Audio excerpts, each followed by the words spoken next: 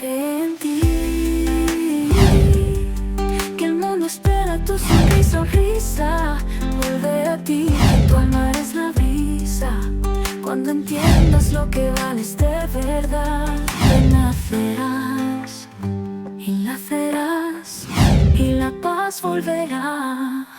Si últimamente te sientes agotada emocionalmente, si no sabes qué es lo que estás sintiendo, si esto es estrés, si esto es ansiedad o es algo mucho más profundo, este espacio es para ti. Soy Alejandro Valencia, soy Life Mentory, hago parte de la Asociación Internacional de Terapeutas, tengo un máster en Psicología Clínica y otro máster en Psicología de la Personalidad Humana. Y en esta masterclass quiero ayudarte a entender qué está pasando dentro de ti.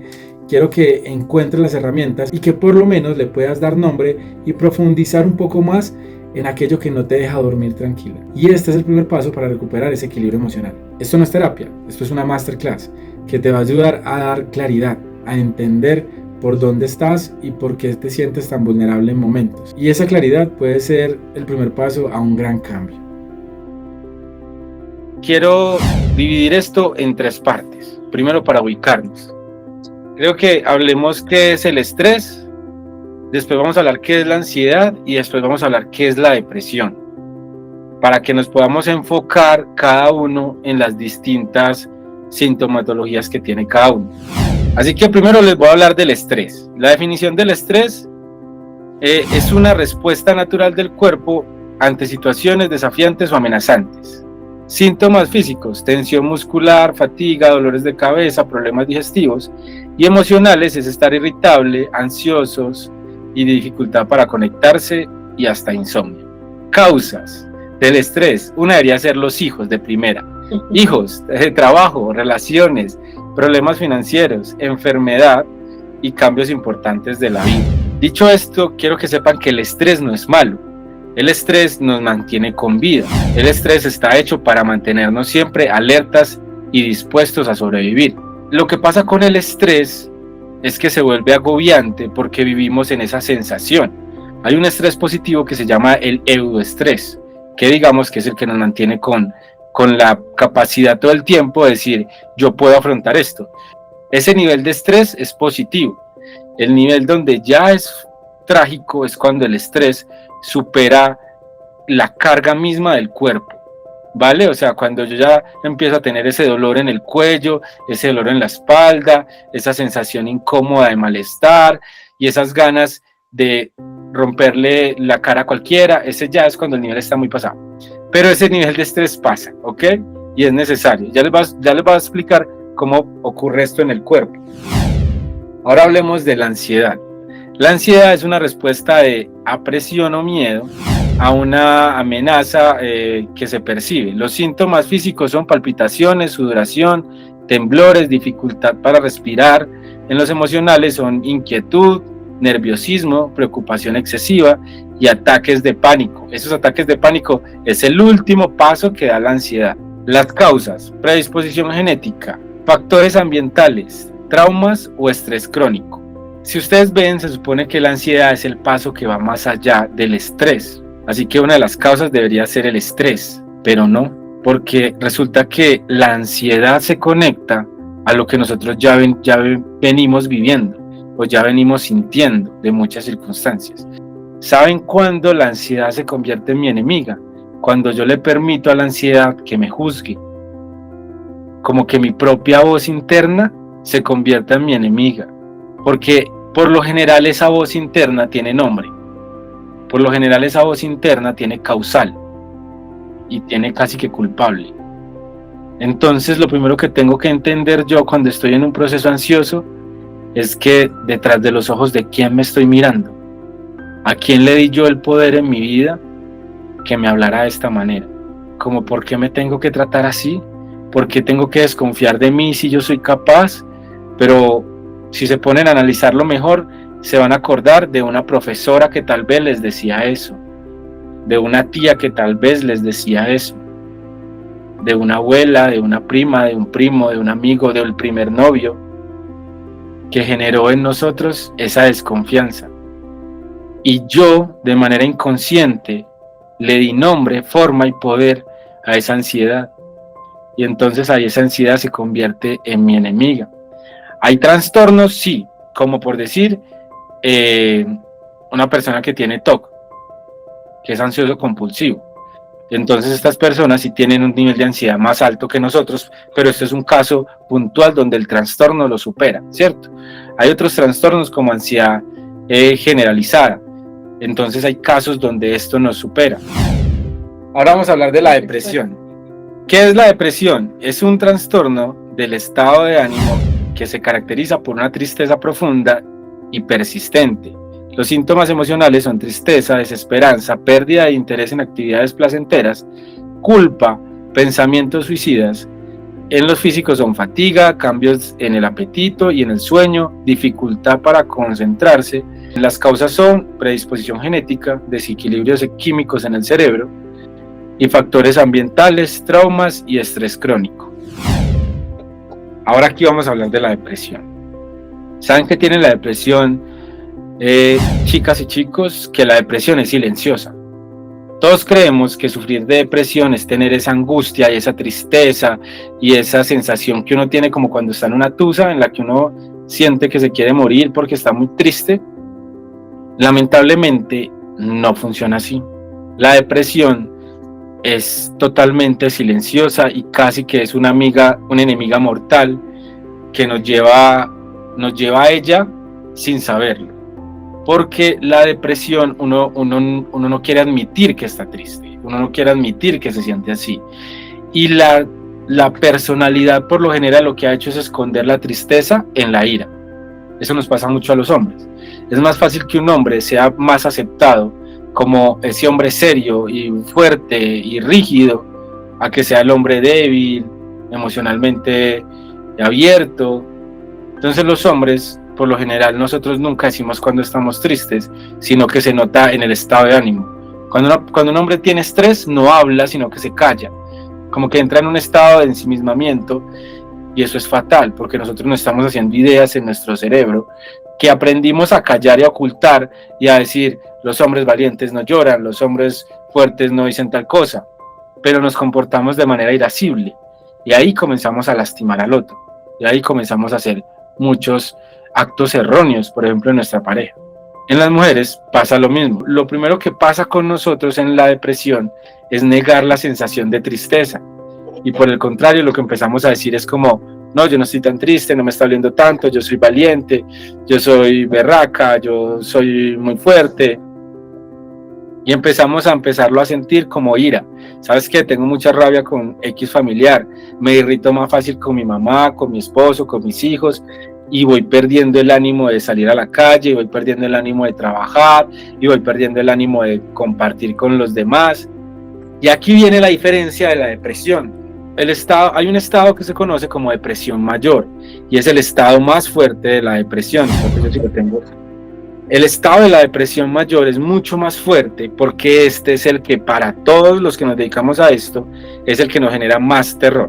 Porque en la depresión mayor dura solamente 2 semanas y la sensación de angustia es tal que el individuo o la persona solamente encuentra como mayor solución evadir esta experiencia. Y ahí es cuando toma las decisiones de cancelar su suscripción a la vida. Cuando yo decido cancelar mi suscripción a la vida es porque no encontré más soluciones a este problema. Y entonces digamos que la analogía que siempre se hace sobre esto es como si la persona estuviera en un cuarto con llamas y la única respuesta es tirarme por la ventana. Así yo vea la puerta más allá de las llamas, no pienso en que me voy a quemar otro potito y salgo, me puse tierno, otro potitito, no, nada, me voy a quemar otro poquito y salgo de la puerta, sino que por el contrario es lanzarse por la ventana, en el estado de depresión mayor. Por eso cuando van a psiquiatría, que son los únicos que medican, es cuando los psiquiatras deciden medicar de manera, según el estado de depresión, el estado de medicamentos, ¿vale? Como qué tan fuerte puede ser. Por lo mismo, porque en el estado de depresión sabemos que son 2 semanas que tenemos que hacer lo que sea de manera muy contundente para que su cerebro vuelva otra vez a estabilizarse. ¿Hasta ahí? ¿Entendimos ahí? Hola Vero, ¿cómo vas? Me gusta conocerte. Es que lo que decías respecto de los hombres o algo, Es posible que ese estado de depresión pues se pueda reflejar como en sumergirse como en otro vicio, como en el alcohol, en el cigarrillo o algo así. Y de pronto como por evadir, entonces bebo o fumo. Sí, de hecho sí. Y es lo peor que uno puede hacer, pero sí. Cuando una persona está en un episodio ansioso en su vida, por lo general necesita sacar, su cerebro le dice necesito sacar toda esta ansiedad. Y lo primero que empieza a hacer es autodestruirse. Por ejemplo, sería estupendo que lo hiciera a través del gimnasio, ¿sabes? A través del deporte, o salir a caminar, o ese tipo de cosas. O convertirse en ser el mejor en una experiencia que lo apasione. Pero cuando tiene esos episodios ansiosos y depresivos, obviamente no estamos en la cultura más, o sea, no existe la cultura que se preste para trabajar sobre la depresión. En ninguna parte del mundo no existe. Y los latinos pues menos, porque obviamente nos vamos a empezar a decir como, venga mijo, tomémonos algo, supere esta aburrición con esto, supere esto con esto. Y ahí es donde la ansiedad llega a ser casi que la amiga de las adicciones, porque su cerebro está pidiendo caos. Cuando uno está en un estado ansioso, su cerebro pide caos. Cuando una persona es ansiosa de por sí, como de per se por el crecimiento en el que tuvo, según la relación, la familia y lo que pudo haber vivido desde pequeña, por lo general las personas que son ansiosas terminan teniendo una relación con una persona que las lleva a vivir caos. Y nos preguntamos siempre, pero yo ¿por qué escojo este tipo de personas? Es porque su cerebro le está exigiendo este tipo de personas. Es como esas personas que en medio de su ansiedad aprendieron a proteger a todo el mundo. Por lo general van a buscar al que tengan que proteger. Por lo general el que tienen que proteger viene con todos sus juguetes, tanto hombres o mujeres, y entonces su relación cada vez va a ser más caótica. ¿Sí me hice entender, Vero? Por eso digamos que sí, se autodestruyen. Lau, tu turno. Lau Borges. Hola, sí, gracias. Yo tengo una pregunta y es respecto a la depresión postparto.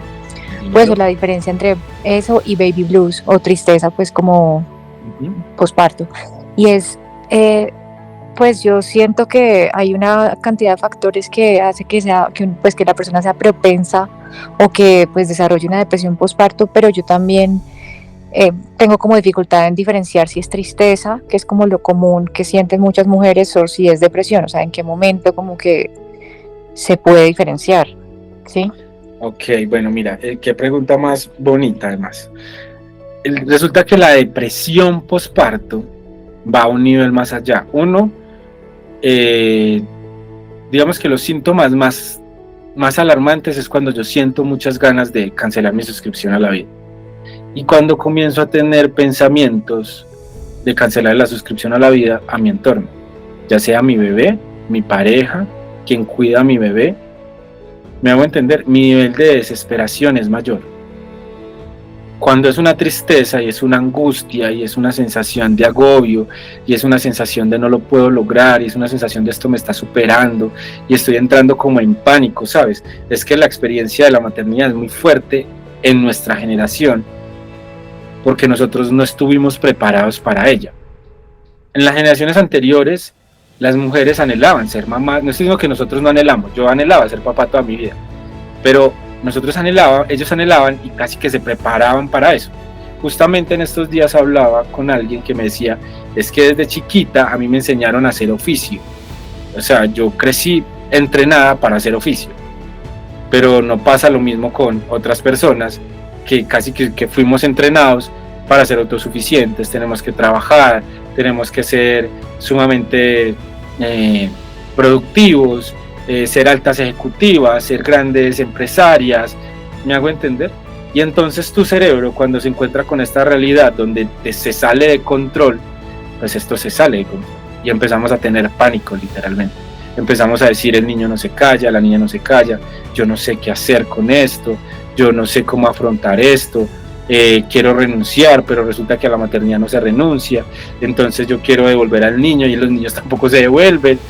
¿Me van a entender? Entonces esta sensación, el cerebro, ya les voy a explicar qué hace el cerebro, empieza a decirte, ¿qué hacemos aquí? Laura, ¿qué hacemos aquí? Yo tengo que salir corriendo, Laura, necesito enfrentar esta situación.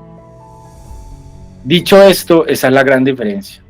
La depresión postparto empieza a decirme, yo no valgo en este sitio, yo no valgo donde estoy, yo necesito salir de acá, o este niño no es mi niño, o yo no sentí la misma sensación de amor que todo el mundo me habla, o yo no me conecté de la misma manera. Eso hace parte de la depresión postparto. La tristeza es esa angustia del duelo mismo que tienes que vivir como la gran empresaria y enfrentarte a este nuevo episodio. Entendiendo, Lau, sea tu caso o alguien que tú conozcas, que esto es temporal. A la vuelta de un par de años o de meses tal vez, tú retornas tu vida donde la dejaste. Pero el pánico que estás viviendo o que está viviendo la persona en este momento le hace sentir que se puede dar antes del parto. Sí, Heidi, esa depresión se puede dar antes del parto también. Y es una depresión en gestantes, que también debe tener un cuidado mayor, porque esa depresión en gestantes puede ejercer un modo de peligro a la hora del parto también, ¿vale? Entonces, dicho todo esto, es donde tenemos que ejecutar el trabajo de entender lo que me está pasando y lo que está pasando en mi cerebro y poderme apoyar. Entonces es muy difícil porque obviamente esto que hablamos nosotros, insisto, no estamos preparados. Entonces muchas personas dicen, pero ¿cómo va a ser desagradecida que usted esté así después de la criatura tan hermosa que tiene, del hombre que tiene en su vida, del trabajo que tiene?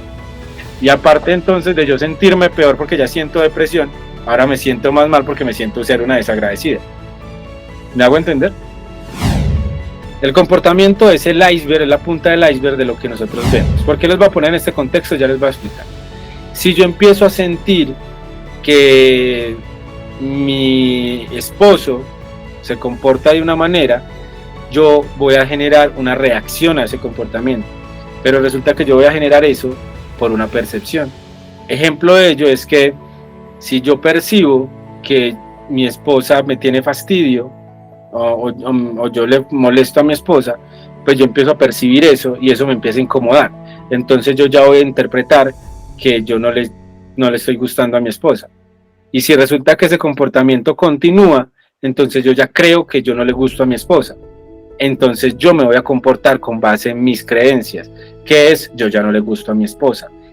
Ahora viceversa. Ustedes pueden llegar a creer, es que mi esposo un día se comportó como un ridículo y en vez de decirme cómo está la mujer más linda, dijo, claro, es que usted en la casa, y tú ya percibiste eso. Y otro día llega y vuelve a salir con la misma gracia al Señor y dice, es que usted aquí en la casa, pues usted por lo menos descansa, así que tú ya interpretaste que él tiene una molestia con que estés en la casa. Y si un día por ahí comiendo, jugando, vuelven a tocar el mismo tema y él vuelve a decir, sí, es que me toca muy duro porque yo salgo, pero tú te quedas en casa, tú ya vas a creer que él tiene un problema con que estés en la casa y así te vas a comportar y así vas a empezar a tener tus propios problemas y así vas a empezar a decir, es que a él ya le choca que esté en la casa, es que a mi esposo no le gusta que yo esté en la casa, es que él no me cuida porque yo estoy en la casa, es que a él no le gusta que yo esté con la niña, es que... Y todo fue por una percepción que interpretaste y se te convirtió en una creencia. Otra voz, cuando eras niña, alguien te dijo que eras muy berrinchoso, tú eres muy mimada y los retos grandes se te dificultan. O en la universidad o en el colegio un profesor te dijo, cuando usted deje de ser mimada la vida le va a ser más fácil, un ejemplo.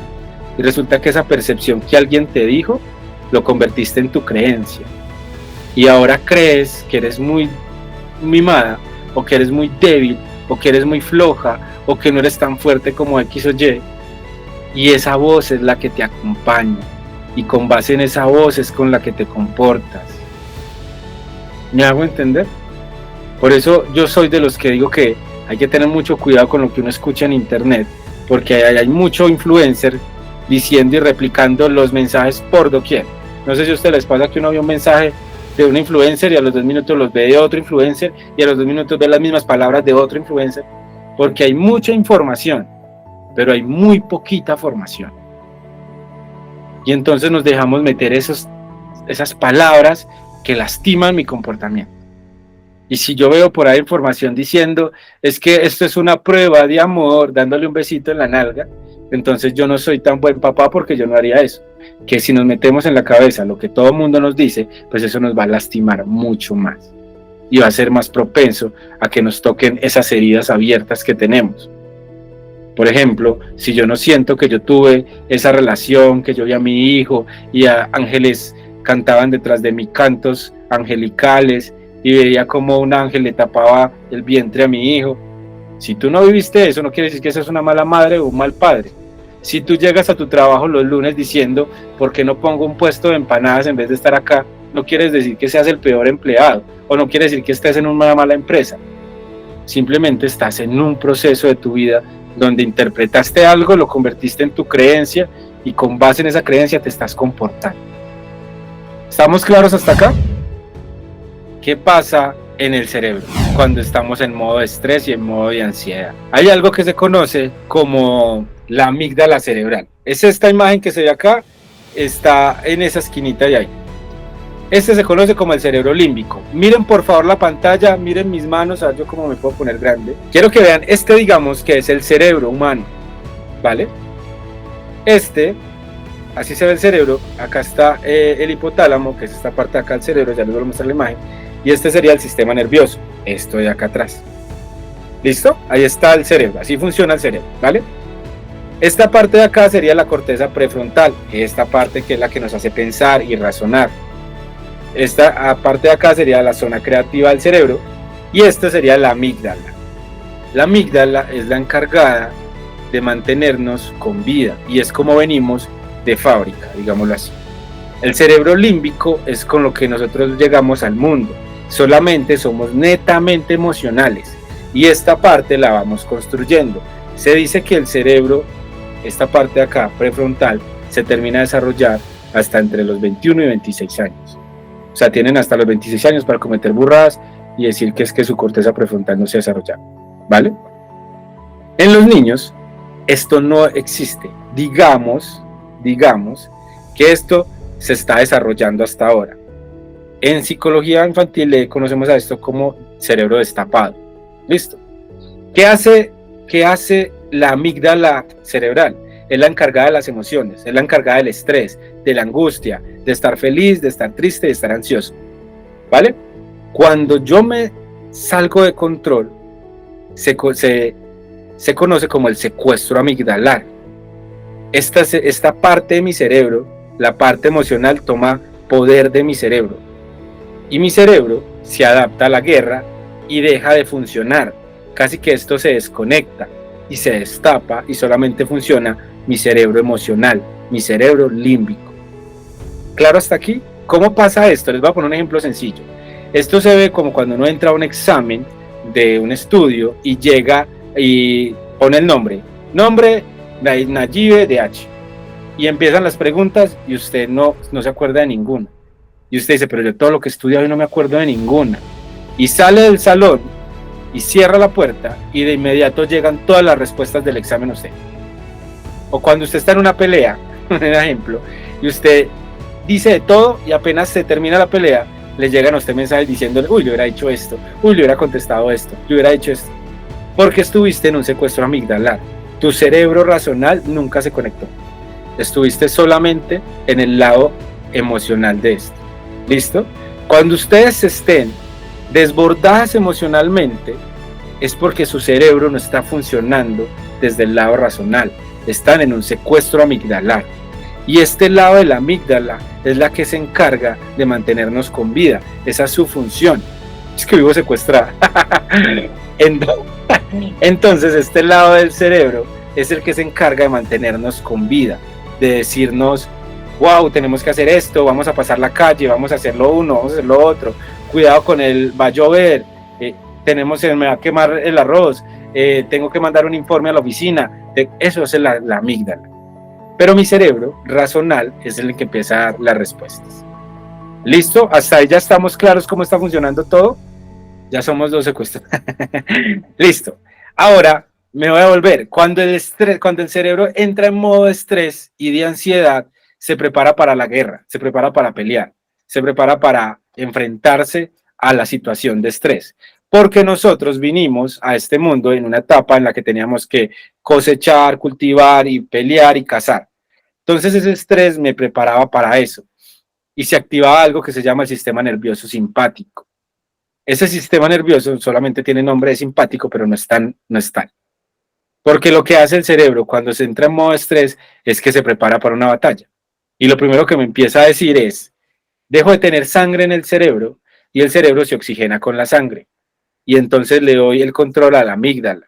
Y la amígdala se prepara para ser netamente emocional, para mantenerme con vida, porque el cerebro límbico me mantiene con vida. Entonces se adapta a la guerra y empieza a poner los vasos sanguíneos más delgaditos para yo no morirme desangrado. Empieza a hacer que los pulmones se abran más para yo poder respirar mejor si tengo que correr. Mis músculos se contraen. ¿Les ha pasado cuando ustedes tienen rabia? De la misma rabia les empieza a doler el cuerpo porque están tan contraídas que me da mucha rabia. Pasa este tipo de cosas. Y esto genera ciertas angustias y ciertos pesares porque con base en mis herramientas emocionales es que yo voy a asumir esto. Por eso cuando yo entro en modo estrés, mi cerebro me dice solo 3 cosas. 1, o corremos, o peleamos, o nos hacemos los muertos, o nos escondemos, pues.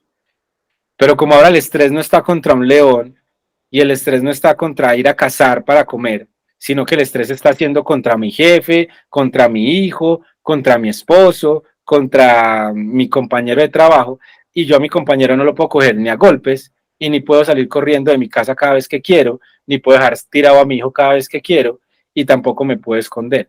Entonces mi cerebro me empieza a decir, ¿qué rayos hacemos aquí? ¿Por qué estoy aquí entonces si yo no estoy feliz aquí?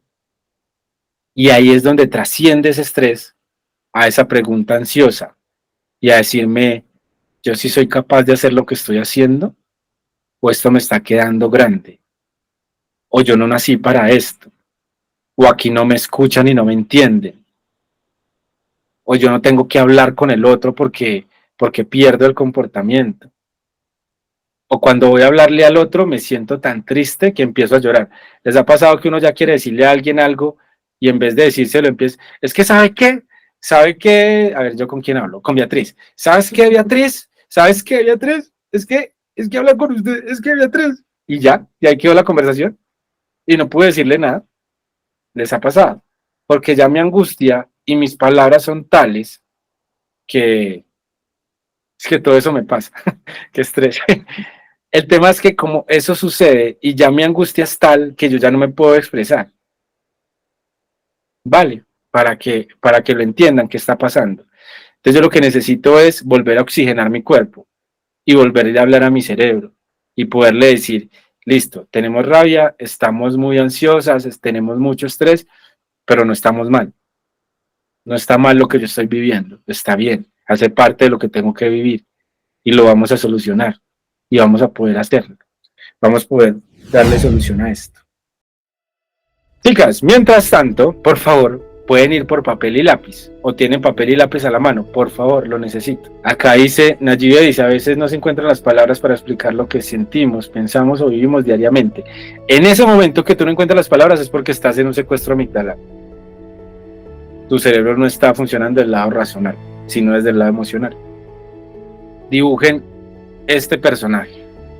Dibujen un muñequito, no tiene que ser así de lindo como el que acabo de hacer, sino puede ser una bolita, un palito. Y por favor, nos vamos a concentrar y le vamos a empezar a dar características a la ansiedad. O sea, es grande, es acuerpada, es delgadita, es hombre o es mujer. ¿Sabes qué? Yo visualizo la ansiedad en mí como un hombre grande, fuerte, que me habla muy duro. ¿Cómo les habla? Un ejemplo.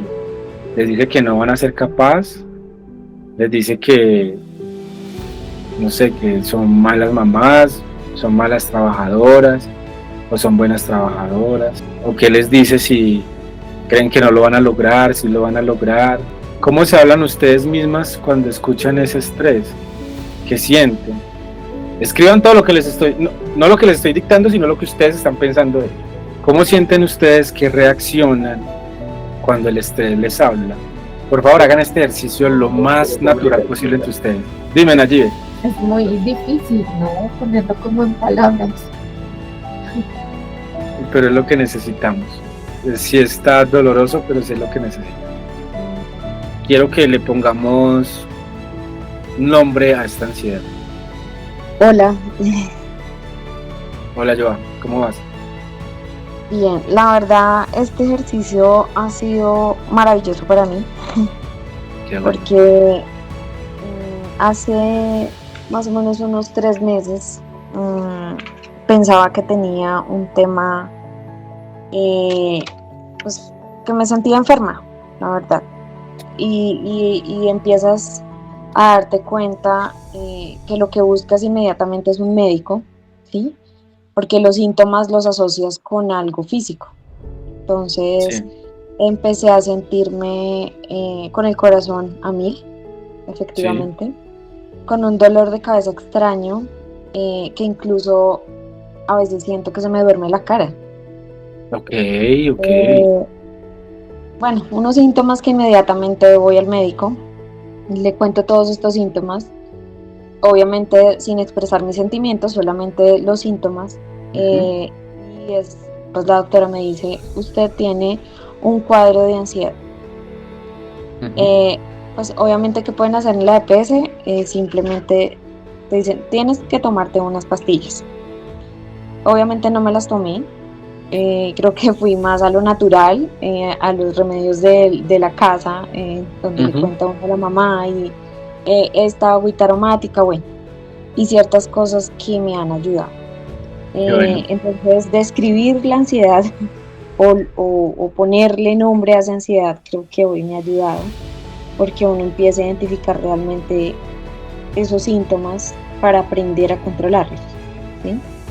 Eh, una de las cosas que me ha servido de pronto es manejar la respiración, trato Sí, de manejarla, porque siento que en esos procesos que te explicabas, en los que uno se ve tan secuestrado, pues para salir de ese secuestro pues toca respirar para poder oxigenar de nuevo la mente y poder pensar. sí, excelente. Sí, eso es lo que vamos a hacer Y, sí. el nombre que le puse a este personaje tiene nombre y apellido. Se llama Ok. Bárbara Ansiedad. Bárbara ¿Bárbaro qué? Ansiedad. Ah, Bárbara Bárbara Ansiedad. Es Ansiedad. una mujer. Es una mujer. Para mí es una mujer. Chévere. Tiene sobrepeso esta ansiedad para mí. La veo gorda. Ok. La veo en sobrepeso. Debe ir al gimnasio, la verdad. De pronto no me Ok. puede dejar en paz. Sí, sí, Eh, iría muy bien. es de color rojo. Para mí es de color rojo. Y Ok. se pone roja cuando siento que se me va a estallar el corazón, como que quiero salir corriendo. Ajá. Y logra que en mi casa me vean todo el tiempo de mal genio. Bárbara Ansiedad tiene cara de puño. ¿Sí? Ujú. Y a veces logra llegar en las noches a decirme, no te voy a dejar dormir, así que tú tranquila, que no vas a dormir. Entonces logra pues eh, que yo sienta como estos temas de miedo, me duele la cabeza, como les indico, y he llegado en momentos, nunca lo había sentido, de pronto estar desanimada, porque yo siempre he sido una persona muy activa. Ujú. Eh, pero pues yo trato como en medio de toda de esa frustración que se siente, pues trata uno de animarse y de tener pensamientos positivos. Pero para mí es el tema del manejo de la respiración, creo que eso me ha ayudado en todo este proceso. Qué chévere. Gracias por compartirlo, yo. Y ahora vamos a responderle a esa ansiedad. Vamos a tener las herramientas para hablarle a esta ansiedad. Yo quiero compartirles esto porque quiero que ustedes se hablen diferente. Porque cuando llegue la ansiedad a decirle cosas a ustedes, a atacarlos, a golpearlos con palabras desobligantes, vamos a hablarle. Y tal vez no logramos ser lo que quisimos ser cuando éramos niños. Tal vez no fuimos la reina de belleza que pensábamos que íbamos a ser, o tal vez no soy la presentadora de televisión, o tal vez yo no soy el deportista que pensé que iba a ser de niño. Pero lo que yo soy ahora es lo que tengo que ser, y es lo que yo he construido con pasos agigantados, y es lo que yo me he esforzado, y solo ustedes saben cuántas noches han tenido que trasnochar para lograr lo que hoy son, para aguantar lo que hoy aguantan. No le den el poder a la ansiedad de que las juzgue, porque es su misma voz, bajo la mirada de otro que le quiso implantar una idea errónea en ustedes mismas, niñas y niños. Háganme el favor y escriban en ese papel, en esa hoja o en la parte de atrás, lo que ustedes han logrado y lo que ustedes son hoy. Ustedes son mucho más de lo que la ansiedad les dice. Y de ahora en adelante le vamos a escribir y le vamos a hablar y le vamos a responder a esa ansiedad roja, atrevida, que no me deja dormir. Cuando llegue con pensamientos a decirme qué vamos a hacer mañana, pues lo vamos a solucionar mañana.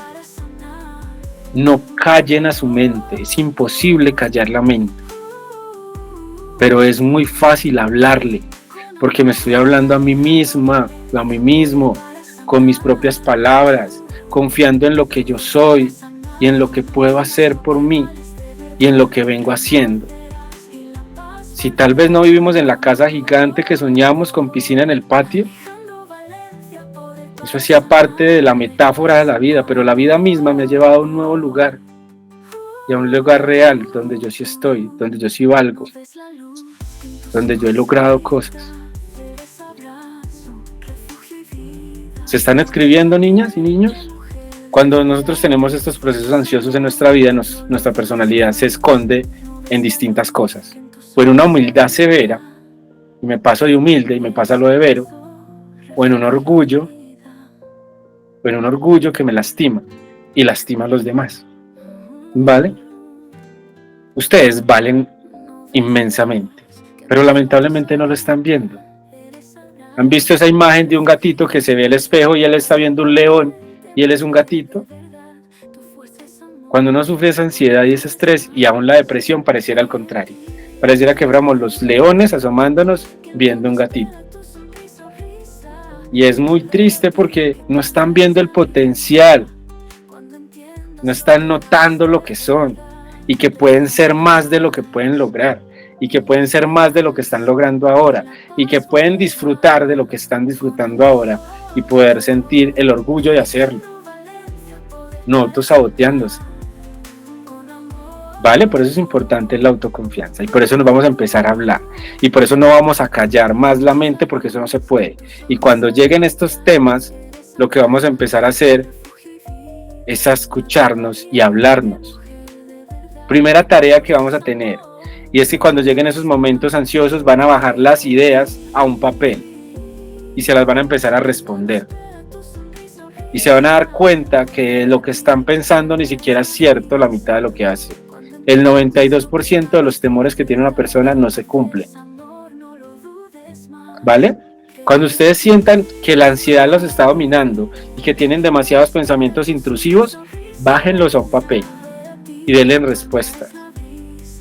Y se los van a ir quitando lentamente, uno a uno, de su vida. Porque van a tener respuestas como: yo no soy capaz. Claro que soy capaz, he solucionado esto y más problemas.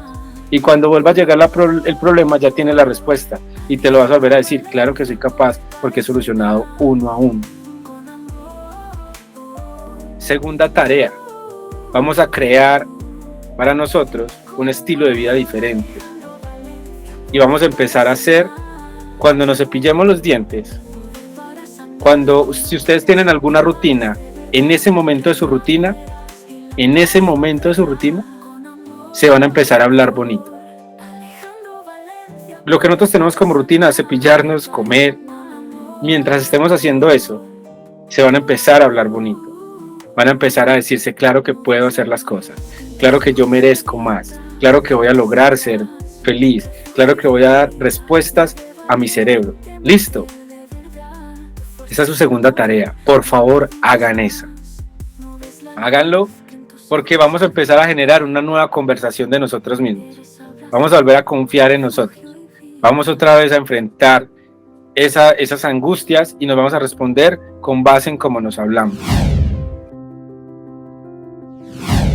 Si llegaste hasta aquí, eso no es casualidad, de hecho me hace ver que eres una mujer que se esfuerza por sí misma, que lucha por salir de ese espacio en el que se siente débil. Eso me hace sentir que eres una mujer consciente, y la conciencia es el primer paso para recuperar ese equilibrio emocional. No tienes que hacerlo todo hoy, no tienes que hacerlo todo sola, y esta solamente es una masterclass. Aquí ya puedes entender un poco más para tratarte diferente, para escucharte diferente y para darte una nueva voz, que es lo que necesitas hoy. Si estás lista para dejar de sobrevivir y elegirte de verdad, agenda una llamada conmigo, hablemos, conozcámonos, y te ayuda a diagnosticar cuáles son esas conductas y esas heridas, y no te permite ser esa mujer que quiere disfrutar su presente hoy. Que el mundo espera tu sonrisa, vuelve a ti, que tu alma es la brisa. Cuando entiendas lo que vales de verdad, renacerás y nacerás, y la paz volverá.